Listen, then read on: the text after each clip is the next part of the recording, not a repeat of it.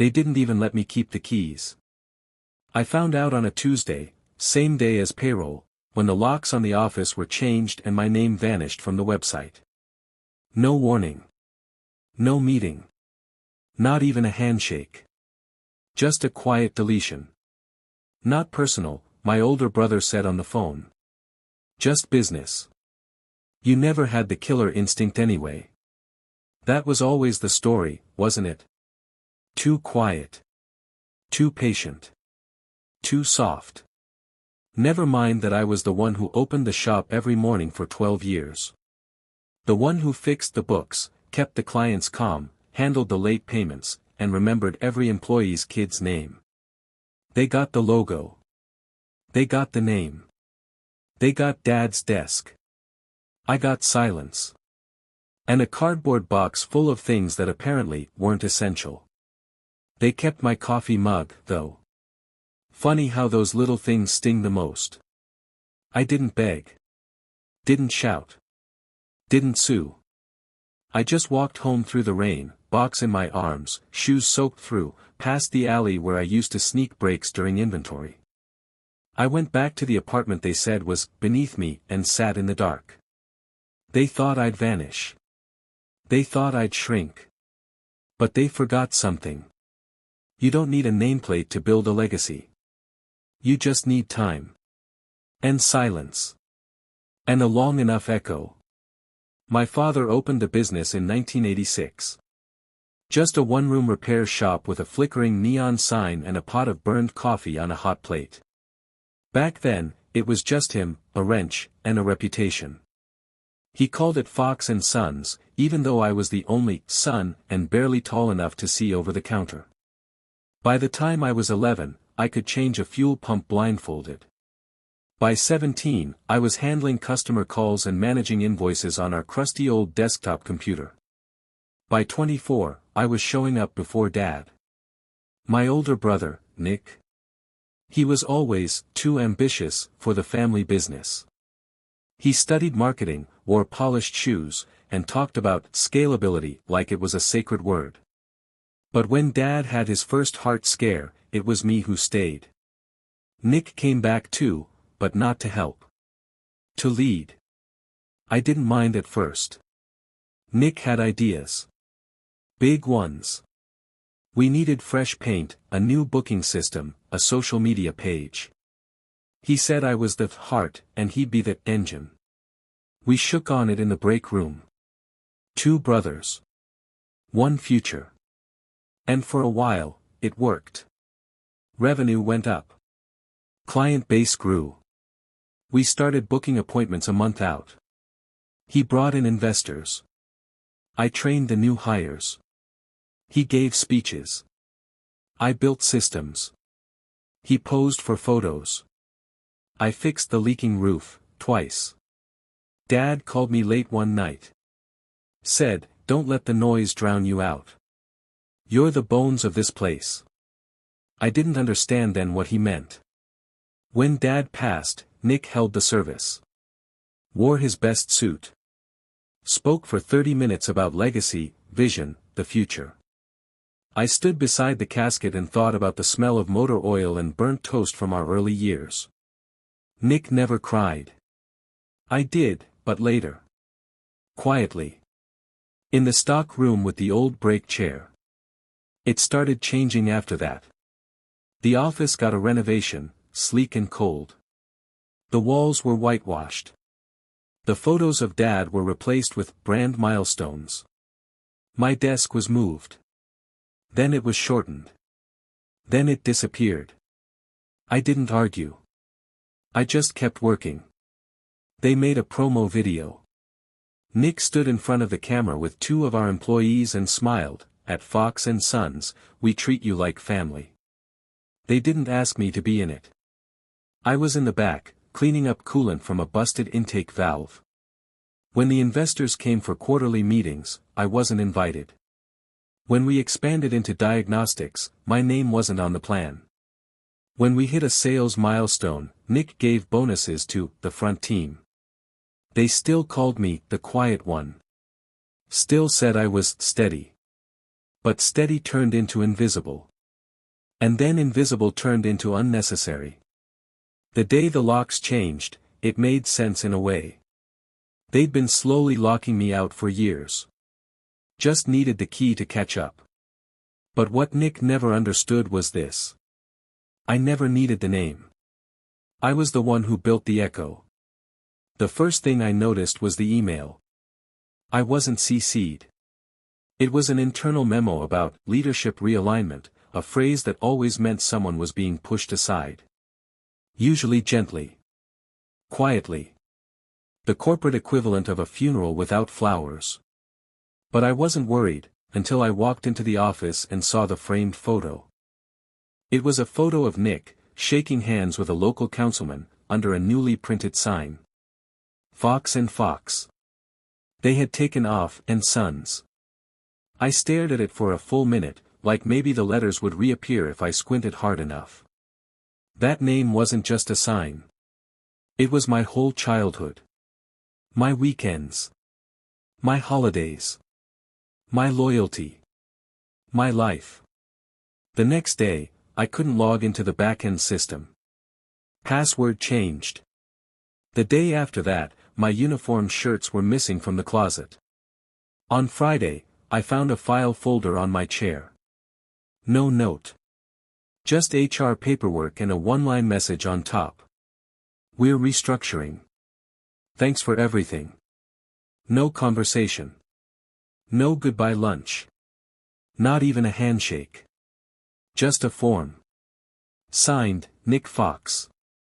I walked out holding a cardboard box filled with leftover pens, 2 client thank you cards, a mug I'd bought myself, and one of Dad's old screwdrivers I'd rescued from the donation pile. I passed the front desk. The new receptionist didn't know my name. "Can I help you?" she asked. I almost laughed. "No," I said. "You already did." I waited 2 weeks. No calls. No texts. No apologies. My brother Nick posted a story on the company Instagram. Big things ahead. #legacy in motion. I went to my apartment and pulled out the one thing I never gave to the shop, Dad's blueprint journal. He wasn't just a mechanic, he sketched. Dreamed. He had plans for expanding. A side garage. A training space. A mentorship program for young techs who didn't have college money. None of it ever came to be. But he wrote it down. And I still had it. Tucked inside were his final notes. One in particular stood out. Scrawled in thick, uneven pen. Legacy belongs to the one who keeps showing up. That's when it shifted. I didn't cry. Didn't punch a wall. Didn't scream. I just stood up. Picked up that screwdriver. And walked out the door. Let Nick have the noise. I'd build the echo. I didn't leave the apartment for days. Didn't answer calls, not that many came. Didn't shower. Ate crackers and lukewarm coffee. Slept on the couch with the TV on low just so the silence wouldn't echo too loud. I kept flipping the screwdriver over in my hand like it was a talisman. It still had grease under the ridges from Dad's last engine rebuild. He always said, every tool has memory. It remembers how you treat it. I thought about going back, just walking in. Not to scream. To ask, why? But what answer could satisfy that? We outgrew you. You didn't fit the brand. You were never meant to stay. I started writing lists. Not plans, just names. Names of customers who asked for me by name. Vendors I negotiated discounts with. Employees I trained from scratch. People who'd said, Calvin's the one who actually knows what's going on. It wasn't proof. But it was mine. At night I heard Nick's voice in my head. You never had the killer instinct. And Dad's voice, softer, overlapping it. You're the bones. I started dreaming in shop noises, sockets clinking, lifts hissing, the muffled hum of NPR on the back radio. I missed it so badly it felt like a physical ache. Not the job. Not the building. The belonging. The legacy. The echo. I sat at the kitchen table on a Wednesday morning, watching the light come through the blinds, and realized. They took the business. But they couldn't take the blueprint. Because it wasn't on a computer. Wasn't part of the brand package. Wasn't in the investor deck. It was in my hands. And more than that. It was in my silence. That silence. It wasn't emptiness. It was preparation. I found the space by accident. It was an old print shop 3 blocks from the freeway, tucked between a shuttered laundromat and a diner with flickering lights. The windows were cracked. The walls were stained. There was a faint smell of toner and rainwater. But it had a service entrance. A long floor. And bones that reminded me of Dad's first shop. I stood in the center and whispered to the dust, "This'll do." I didn't tell anyone. Not friends. Not family. Not even Aaron, the one guy from the old shop who might have still cared. I signed the lease quietly. Painted the walls myself. Scrubbed the floors with my bare hands. Rebuilt the workbenches from scratch. Hung a pegboard. Set up a drip coffee pot in the corner. I didn't need brand consultants.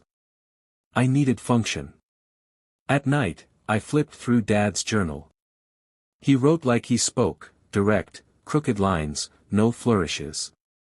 But it was all there. Service models. Training outlines. Notes like, make it easier for the kid who didn't finish high school. He didn't just want a shop. He wanted a school. A place where people who weren't enough for other places, could be more than enough here. So I built it. Not Fox and Sons. Not Fox and Fox. Just. The Echo Room. I stenciled the name above the bay door by hand. Simple block letters. Black on steel gray. No fancy logo. No social media rollout. Just a name that meant something only I understood. A place built not to compete. But to remember. I opened with no fanfare.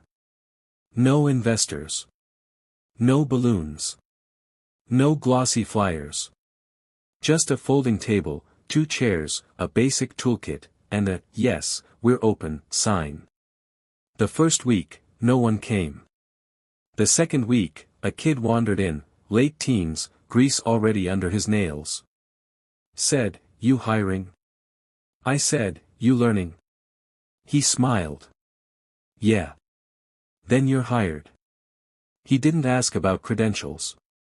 Didn't care about the lack of a website. He just stayed. Watched. Asked. Tried. And one day, after screwing up a spark plug install, he muttered. "Man. I'd never last at Fox and Fox." I looked up from the bench and said, "You'll last here." That was the beginning. The first echo. I didn't advertise. Didn't buy digital ads. Didn't post flashy, before and after, reels. I fixed things. And people talked. At first, it was word of mouth. Go to that place near the freeway. The guy there listens. Then it was a local newspaper blurb, old values, new hands. Then came the real shift. A woman named Mrs. Lang came in with her aging Honda. Said the other shop, Fox and Fox, quoted her $1,800 for repairs she didn't understand. I checked the car. The issue was a cracked hose and a loose clamp. $78.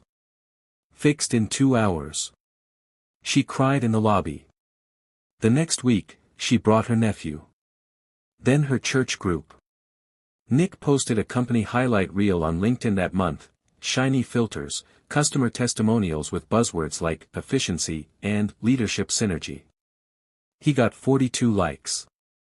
Mrs. Lang's niece posted a photo of our hand-painted sign with the caption, "Where my grandma was finally heard." It went local viral. Mechanics started showing up at my door, young ones, overlooked ones. One was deaf, another was a single dad with no certifications, just heart. They came not for the pay, but because the world told them they weren't enough. And I gave them keys anyway. Meanwhile, Fox and Fox launched a new branding campaign, Tradition, Reimagined. They repainted the shop. Tried to host a community barbecue. Tried to look authentic. But authenticity can't be reverse engineered. People showed up out of politeness. And then, they came to the Echo Room for service the next day. I got a letter from a vendor we both used. It said, "Just wanted to say, you've always paid on time and never talked down to my driver. We're shifting our discount tier to you." I tacked it to the corkboard above the break table. Said nothing. One evening, Aaron from the old shop stopped by. Said, "Nick's asking if you're poaching staff." I smiled. "I'm not poaching." He nodded. "I know. They're just leaving." By spring, my waitlist was 6 weeks deep. A journalist from a small business magazine asked for an interview. I agreed, on one condition: no comparison. No mention of the other shop. Just the story of this place. They called the article "The Garage with No Sign, but a Line Out the Door." Nick tried to call. I let it ring. He emailed. Maybe we could collaborate. I archived it. He sent a care package, logo mug, branded notepad, a handwritten card. "You've built something impressive. Maybe there's room for both of us in this city." I left it unopened on a shelf behind the oil filters. He wanted a piece of the echo. But echoes don't start from noise. They start from truth. Fox and Fox began offering discounts. Then loyalty cards. Then an app. They held customer appreciation events with balloons and giveaways.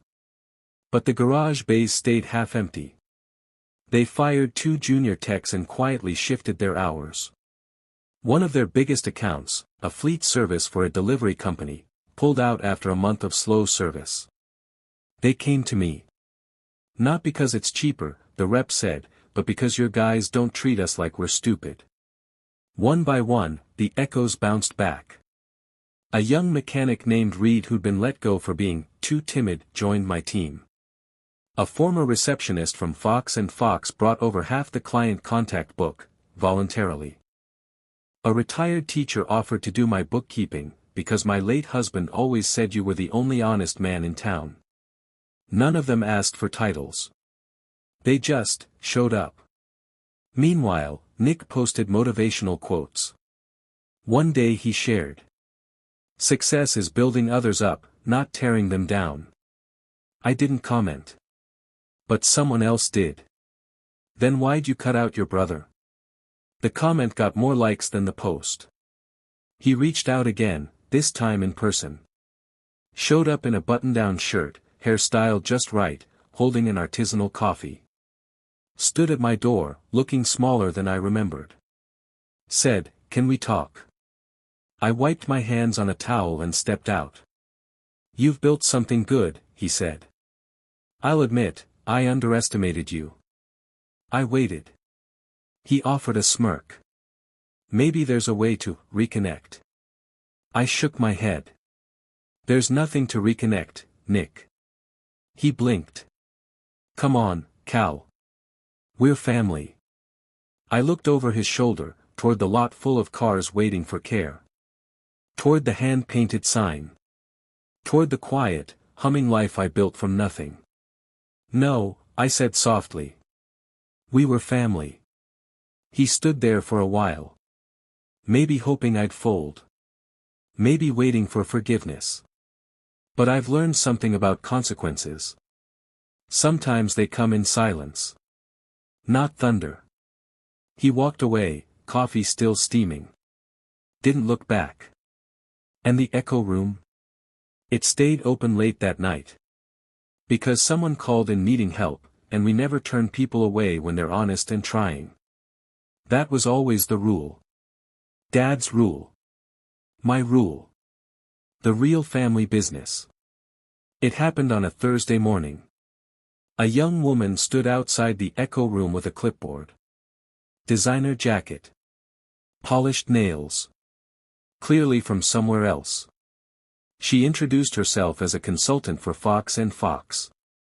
"We're exploring community partnerships," she said. "Your name keeps coming up." I waited. She smiled like she was offering me a golden rope. "Mr. Fox, Calvin, we'd like to propose a joint program. A kind of cross-brand mentorship. They're calling it Brothers in Business." She handed me a folder. Logo. Buzzwords. Photos of Nick in a button-up leaning on a hood like he knew what an oil pan was. I flipped the folder shut. "I'm not interested." She blinked. "Is there a specific reason?" I nodded. "I don't believe in recycling names for profit." Her smile faltered. "Your brother hoped you'd be open to bridging things." "I'm not," I said calmly. She adjusted her collar. "You don't even want to hear the terms." I looked out past her shoulder, at the kid wiping down the counters. At the older man checking tire pressure with careful hands. At the young woman laughing with a customer over spark plug pricing. "No," I said. "Because I already have a team. And we don't need a bridge. We built our own road." She left the folder on the desk and walked away. Didn't say goodbye. Didn't look back. That made two of them. Later that day, I pulled down the old corkboard. Took off the vendor letter. The customer thank you card. A sticky note from Aaron that just said, "Keep going." I replaced it with one thing. Dad's blueprint page. The first sketch of the layout. His handwriting. Still smudged with graphite. That was the real confrontation. Not with Nick. But with the fear that I couldn't exist outside of him. That fear was gone now. And I hadn't raised my voice once. The Echo room never became a chain. It never had a slogan. Never made the news. Never trended. But it stayed full. The kind of full that doesn't show up on spreadsheets, only in silence broken by laughter, in tools passed hand to hand, in the sound of an engine humming clean because someone took the time. I started closing the shop every Sunday. Not for rest. For writing. I bought a second-hand notebook and began documenting each lesson from the week. Not just repairs. But people. Don't assume a kid's dumb because he's quiet. Check in when someone starts showing up late. Never underestimate the power of remembering a name. It wasn't a journal. It was a blueprint. Sometimes Aaron brought his daughter by. She'd sit in the office and draw while we worked. She called it the listening garage. I never corrected her. Because she was right. One night, as I was locking up, I caught my reflection in the office window. I didn't see someone erased. I saw someone still here. Not out of stubbornness. But because truth echoes louder than noise. They took my name off the door. But they couldn't take the way I opened it. Because real legacy doesn't shout. It hums. It lingers. It waits for someone to listen. And if you're quiet enough, long enough, you'll hear it too. The echo. Still here. Still steady. Still mine.